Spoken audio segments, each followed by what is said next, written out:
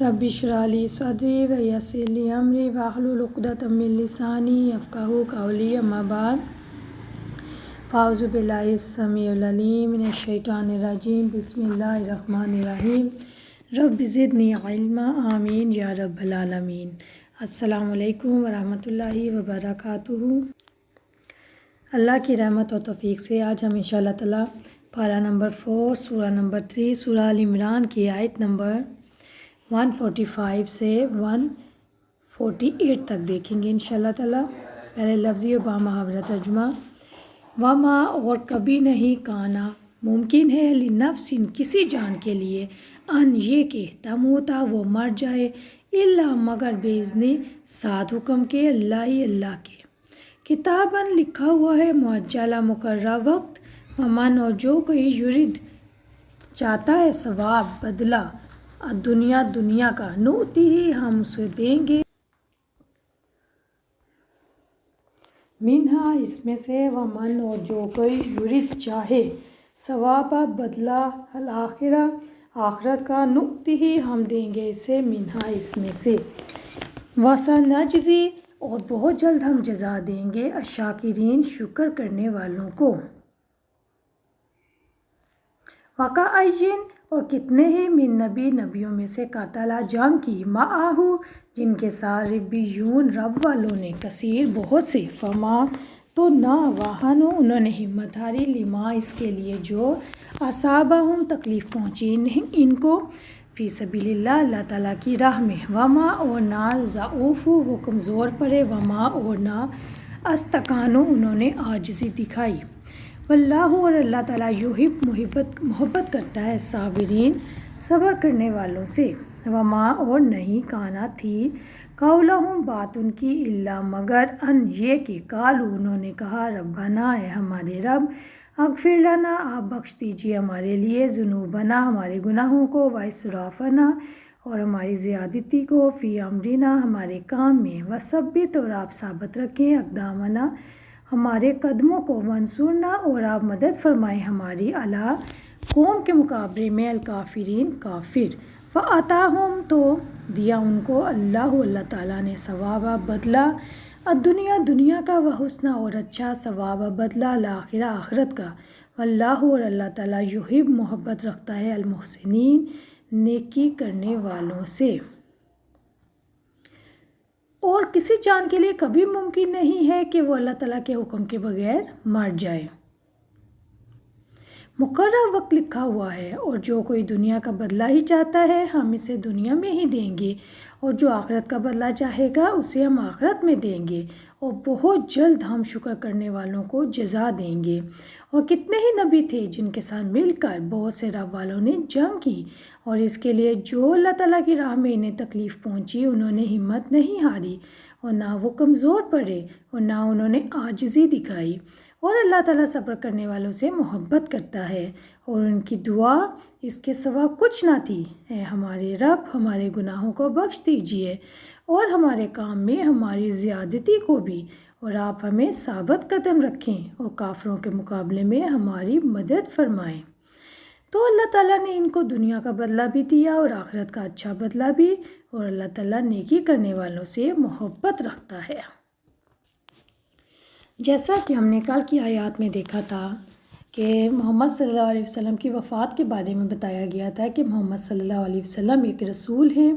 आपसे पहले बहुत से रसूल गुज़र चुके हैं। अगर आप फौत हो जाएं या शहीद किए जाएं तो क्या होगा, क्या बाकी लोग उल्टे पाँव बैठ जाएंगे? हरगिज़ ऐसा नहीं है। उसी आयत को अगर हम आज की आयत की रूह से अगर हम इस आयत को पिछली आयत की रूह से देखते हैं, अल्लाह ताला फरमा रहे हैं किसी जान के लिए भी मुमकिन नहीं कि वो अल्लाह ताला के हुक्म के बगैर मर जाए। यानी हर इंसान का मौत का एक वक्त मुकर्रर है, लिखा हुआ है और वो अल्लाह रब्बुल इज़्ज़त ने पहले से लिखा हुआ है। ये इंसान के इख्तियार की बात ही नहीं है कि कोई जान अल्लाह ताला के इज़्ज़न के बगैर नहीं मर सकती कि ख़ुद कोशिश करे और मर जाए। नहीं, उसकी मौत ऐसे ही लिखी हुई है जैसे अल्लाह ताला ने उसकी तकदीर में लिख दी हुई है। और आपको पता है इंसान की तकदीर इंसान की पैदाइश से 50,000 साल पहले की लोहे महफूज में लिखी जा चुकी है। انسان کے دل میں موت کا خوف بسا ہوا ہے۔ اللہ تعالیٰ نے اس خوف کو دور کرنے کے لیے واضح کیا ہے۔ نمبر 1، ہر شخص کے لیے موت کا ایک وقت مقرر ہے۔ نمبر 2، کوئی شخص اس مقررہ وقت تک زندگی گزارنے سے پہلے نہیں مر سکتا۔ نمبر 3، انسان موت کے ڈر سے ایک پل بھی زندگی کو آگے نہیں بڑھا سکتا۔ اور نمبر 4، ثابت قدمی، بہادری اور وفاداری سے عمر کم نہیں ہوتی اور نہ ہی بزدلی سے عمر میں اضافہ ہو سکتا ہے۔ کتاباً معجلہ، مقرر کیا ہوا وقت لکھا ہوا ہے، اس کا کیا مطلب ہے؟ یہ بات بزدل و کمزور لوگوں کے حوصلہ بڑھانے کے لیے کی جا رہی ہے کہ موت اپنے وقت پر آئے گی، لہٰذا بزدلی دکھانے کا کوئی فائدہ نہیں۔ مومن پر اس حقیقت کا کیا اثر ہوتا ہے کہ موت کا وقت تو لکھا ہوا ہے؟ سوال تو یہ بنتا ہے، تو جواب یہ ہے کہ مومن کے نفس میں تقدیر کی حقیقت بیٹھ جاتی ہے۔ جب مومن پر یہ حقیقت کھلتی ہے کہ موت کا ایک وقت مقرر ہے اور اللہ کے حکم سے آنی ہے، تو پھر اس کے نفس میں تقدیر کی حقیقت بیٹھ جاتی ہے۔ مومن موت سے ڈرنا چھوڑ دیتا ہے، اسے موت کا خوف نہیں رہ جاتا۔ مومن کی سوچ فرض کی ادائیگی اور ایمانی تقاضوں کو پورا کرنے میں مصروف ہو جاتی ہے، اور نتیجہ کیا ہوتا ہے کہ دنیا کی حرص کی بجائے مومن کے دل میں نیکیوں کی حرص جگہ بنا لیتی ہے۔ مومن حق کے راستے کی ساری مشکلات برداشت کر لیتا ہے، سارے فرائض پورے کرنے میں لگ جاتا ہے، اور نتیجہ یہ ہوتا ہے کہ وہ صبر اور توکل علی اللہ کے ذریعے آگے بڑھتا چلا جاتا ہے۔ اللہ اکبر، کیونکہ اب وہ ایک بدلا ہوا انسان ہے، اس کی سوچ نئی ہے، اس کو پتہ لگ گیا ہے کہ موت کا وقت اللہ تعالیٰ کے ہاتھ میں ہے اور لکھا ہوا ہے۔ اب یہ نئی سوچ اس کو نئے جہان میں لے آتی ہے، جہاں اس کو اپنے آنے والے وقت کی فکر ہے، کچھ کر گزرنے کا جذبہ ہے۔ یہ ہے مومن پر جب اس حقیقت کا اثر ہوتا ہے تو اتنی تبدیلیاں مومن کے اندر آ جاتی ہیں۔ جب اس کو یقین ہو جاتا ہے کہ موت کا وقت لکھا ہوا ہے تو کیا فائدہ ڈر کے چھپ کے بیٹھے رہنے کا اور ٹائم ضائع کرنے کا، بجائے اس کے کہ میں آگے کی زندگی کی تیاری کروں۔ وَمَن يُرِدْ ثَوَابَ الدُّنْيَا مِنْهَا، جو کوئی دنیا کا ہی بدلہ چاہتا ہے ہم اسے دنیا میں ہی دے دیں گے، اور جو آخرت کا بدلہ چاہے گا اسے ہم آخرت میں دیں گے۔ دنیا کے اجر کے ارادے اور آخرت کے اجر کے ارادے سے کام کرنے میں کیا فرق ہے؟ پیاری بہنوں، یاد رکھیں، ثواب نیت اور عمل دونوں پر ملنے والا بدلہ ہے۔ ثواب دنیا مالک غنیمت اور دنیا کا رزق ہے۔ وَمَن يُرِدْ ثواب الدنیا، یہ آیت ان لوگوں کے بارے میں یہاں بیان کی جا رہی ہے جو غزوہ احد میں میدان جنگ کو چھوڑ کر غنیمت سمیٹنے میں لگ گئے تھے۔ وَمَن يُرِدْ ثواب الآخرہ، اور جو آخرت کا بدلہ چاہے گا اسے ہم آخرت میں دیں گے۔ اس سے مراد عمل کی جزا ہے، اس سے مراد جنت ہے، جس پہ اللہ تعالیٰ نے نیکیوں کے بدلے کو کئی گنا بڑھا چڑھا کر دینے کا وعدہ کیا ہے۔ اور یہاں پہ اس سے مراد عبداللہ بن جبیر ہیں، جنہوں نے اپنے مرکز کو حضرت محمد صلی اللہ علیہ وسلم کو نہیں چھوڑا حتیٰ کہ شہید ہو گئے۔ تو پیاری بہنوں، یہ آیت ہم پر بھی اترتی ہے کہ ہم بھی کیا دنیا کے ہائی ثواب چاہتے ہیں یا ہم آخرت کے ثواب پر بھی ہماری نظر ہے۔ دو طرح کے انسانوں کی زندگی میں بڑا فرق ہے، کیونکہ ان دونوں کے ارادوں میں بڑا فرق ہے۔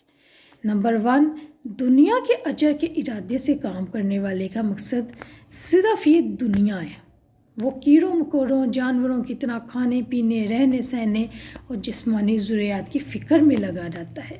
ایسے لوگ حیوانی سطح پر جیتے ہیں، جبکہ آخرت کے اجر کے ارادے سے کام کرنے والے کا مقصد آخرت ہے، اس کی نظریں آخرت پہ لگی ہوتی ہیں۔ وہ اپنی دنیا کی بنیادی ضروریات بھی پوری کرتا ہے، لیکن اس کی فکر کا محور اور مرکز آخرت رہتی ہے۔ ایسے لوگ انسانی سطح پر جیتے ہیں۔ نمبر 2، دنیا کے اجر کے ارادے سے کام کرنے والا دنیا کو ترجیح دیتا ہے، اس کے لیے وقت، صلاحیتیں اور مال لگاتا ہے، جبکہ آخرت کے اجر کے ارادے سے کام کرنے والا آخرت کو ترجیح دیتا ہے، اپنی دنیا کا حصہ لیتا ہے، لیکن وقت، صلاحیتیں اور مال آخرت کے لیے لگاتا ہے۔ نمبر 3، دنیا کے اجر کے ارادے سے کام کرنے والے کی دنیا کا مرکز، امیدوں کا مرکز دنیا ہے۔ وہ اس میں صلہ پانے کی امید رکھتا ہے اور دنیا کے فائدے کے لیے سب کچھ کرنے کو تیار ہو جاتا ہے، جبکہ آخرت کے اجر کے ارادے سے کام کرنے والے کا امیدوں کا مرکز آخرت ہے۔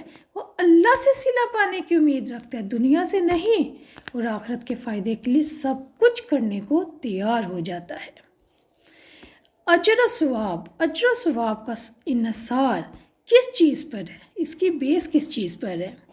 یاد رکھیں، اجر و ثواب کا انحصار کہ کس کو کتنا ملے گا مومن کی نیت بھی ہے۔ حضرت عمر رضی اللہ عنہ سے روایت ہے، انہوں نے رسول اکرم صلی اللہ علیہ وسلم سے سنا، آپ صلی اللہ علیہ وسلم فرما رہے تھے، بے شک اعمال کا دار و مدار نیتوں پر ہے، اور ہر کسی کے لیے وہی کچھ ہے جس کے لیے اس نے نیت کی۔ کوئی عمل کرتے وقت انسان کی جیسی نیت ہوگی ویسا ہی اسے بدلہ ملے گا۔ وَسَنَجْزِي اللَّهُ الشَّاكِرِينَ، بہت جلد ہم شکر کرنے والوں کو جزا دیں گے، یعنی وہ لوگ جو اسلام پر ثابت قدم رہے، ان کی جزا نعمت بری جنتوں کے سوا کچھ نہیں، اور یہ ان کی موت کے بعد ہے۔ اس کے بعد آیت نمبر 146 کو دیکھتے ہیں، وَكَأَيٍّ مِّن نَبِيٍّ، کتنے ہی نبی تھے۔ اب یہاں پہ ایک نبی کی بات نہیں کی جا رہی، کتنے ہی نبیوں کی بات کی گئی ہے۔ تو اس کے ذریعے سے سوال یہ ہے کہ کیا سمجھایا گیا ہے؟ پیاری بہنوں، غزوہ احد میں رسول اکرم صلی اللہ علیہ وسلم کی شہادت کی خبر سن کر اور 70 افراد کو شہید کروا کے لوگوں کی ہمتیں پست ہو گئیں۔ مسلمان میدان جنگ سے بھاگ کھڑے ہوئے، انہوں نے کمزوری دکھائی اور دشمن کا دباؤ قبول کرنے کے لیے تیار ہو گئے۔ اس موقع پر اللہ تعالیٰ نے اسلام کے روشن ماضی کو سامنے رکھا کہ جب بھی لوگوں کے سامنے حقیقت کھلی، وہ دنیا کی بجائے آخرت کو اپنا سب کچھ سمجھنے لگے۔ یعنی یہاں پہ اللہ تعالیٰ اس حقیقت کو بیان کر رہے ہیں کہ جو سچے ایمان والے لوگ ہوتے ہیں وہ کائنات اور کائنات کے رب کے حوالے سے دیکھتے ہیں، جو دینے والا بھی ہے اور چھیننے والا بھی ہے۔ ایسے لوگ ایمان کے راستے کے سچے مسافر ہیں، ان کو جان کا خطرہ پست ہمت نہیں کرتا، ان کی دنیا برباد ہو جائے تو بھی یہ پیچھے نہیں ہٹتے، ان کا نقصان ہو تو اپنی کوتاہی سمجھ کے اللہ تعالیٰ سے معافیاں مانگ لیتے ہیں۔ کل بھی تاریخ کے قیمتی لوگ وہی تھے جنہوں نے نبیوں کے ساتھ مل کے جہاد کیا، اور آج تم بھی پست ہمتی کو چھوڑ کر، کمزوری دکھانی چھوڑ کر، صبر کے ساتھ حق پہ جم کر اللہ والے بن سکتے ہو۔